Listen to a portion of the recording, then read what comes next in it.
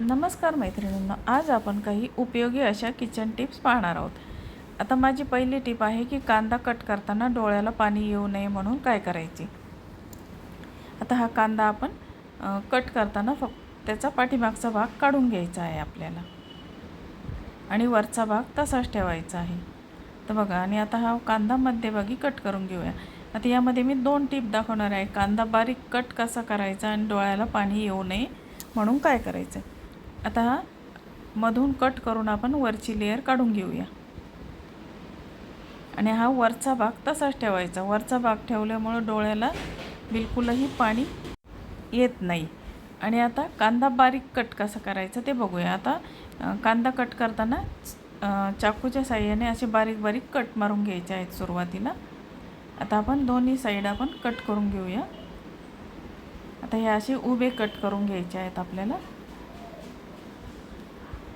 आणि उभे कट झाल्यानंतर कांदा हा व्यवस्थित असा दाबून धरायचा आणि त्याला मध्यभागी 2 कट मारून घ्यायचे आहेत.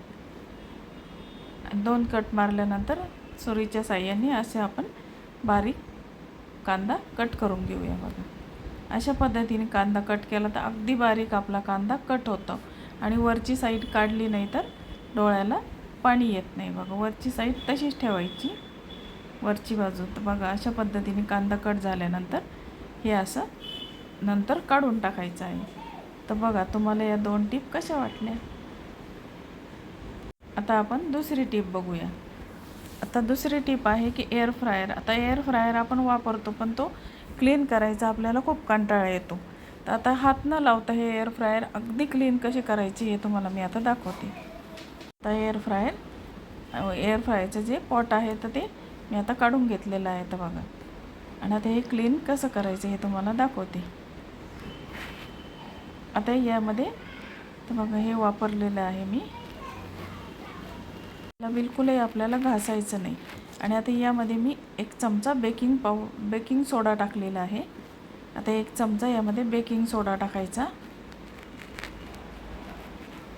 आणि त्यानंतर त्यामध्ये थोडंसं व्हीम लिक्विड आपण टाकून घेणार आहोत. 1 चमचा बेकिंग सोडा आणि 1 चमचा व्हीम लिक्विड आपण टाकलेलं आहे. आणि आता काय करायचं, आता हे दोन्ही टाकल्यानंतर आता पातेलभर गरम पाणी यामध्ये आपल्याला टाकायचं आहे. एकदम उकळतं पाणी याच्यामध्ये टाकायचं आहे आपल्याला. आणि उकळतं पाणी टाकल्यानंतर हे आपल्याला एअर फ्रायरला लावून 2 मिनटं एअर फ्रायर चालू करून द्यायचं आहे. 200 डिग्रीवर 2 मिनटं आता हे आपल्याला पाणी उकळून घ्यायचं आहे. बघा, तर बघा, अशा पद्धतीने फक्त त्याला 2 मिनटं आपण उकळून घेतलेलं आहे. ते पाणी टाकून दिलं आहे आणि चांगलं पाणी त्यामध्ये टाकून आपण धुवून काढलेलं आहे. बाकी त्याला बिलकुलही घासणीने घासलेलं नाही आणि हातही लावलेलं नाही आहे. अगदी क्लीन असं आपलं एअर फ्रायरचं हे भांडं होतं. बघा, आणि आता तुम्हाला मी ते कोरडं करून दाखवलेलं आहे. याला बिलकुलही न घासता आपलं भांडं क्लीन झालेलं आहे. तर तुम्हाला ही टिप कशी वाटली. आता आपण बघणार आहोत माझी पुढची टिप. तर आता पुढची टिप आहे लोखंडाची कढई. आता ही माझी वापरती कढई आहे, पण मग ती 2 महिन्यापासून मी काही वापरलेली नाही. तर आता ही कढई मला आज वापरायची आहे. तर काय करायचं, आपल्याला पटकन जर अर्जंट लागत असेल तर त्यामध्ये आपण 1 चमचाभर मीठ टाकून घ्यायचं आहे आणि अगदी पटकन अशी ही क्लीन होती.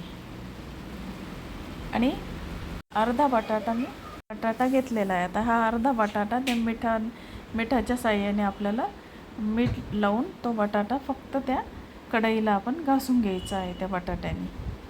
तर बघा, मीठ टाकलेलं आहे आणि मिठाच्या साहाय्याने आता हे सर्व मीठ आपण त्या बटाट्याच्या साहाय्याने कढईला लावून घेऊया. बघा, आता जसं जसं आपण त्याच्यावर मीठ लावत जातो तसं तसं त्याचा काळेपणा पूर्ण गंज सगळा निघून जात आहे. आणि तुम्ही मिठाऐवजी लिंबू जरी वापरलं, बटाट्याऐवजी लिंबू जरी वापरलं तरी चालतं. लिंबू, बटाटा यापैकी काही वापरून आपण ही कढई अगदी पटकन क्लीन करू शकतो. बघा, आता या ठिकाणी मी बटाटा घेतलेला आहे. तुम्हाला बटाट्याच्या साहाय्याने दाखवते कढई किती पटकन अशी क्लीन होते. तर बघा, अशी सर्व गंज त्या कढईचा निघत चाललेला आहे. आता थोडंसं अजून मीठ टाकलेलं आहे मी आणि बटाटा कट करून घेतलेला आहे मग. आणि आता ह्याचा सर्व गंज त्या बटाट्यामुळे निघून चाललेला आहे. कढई तर बघा ही धुवून काढलेली आहे मी कढई. आता त्याला घासणीने घासून घेतलेलं आहे साबण लावून. तर बघा किती पटकन अशी ही कढई आपली साफ झाली. टीप कशी वाटली, आवडली तर लाईक शेअर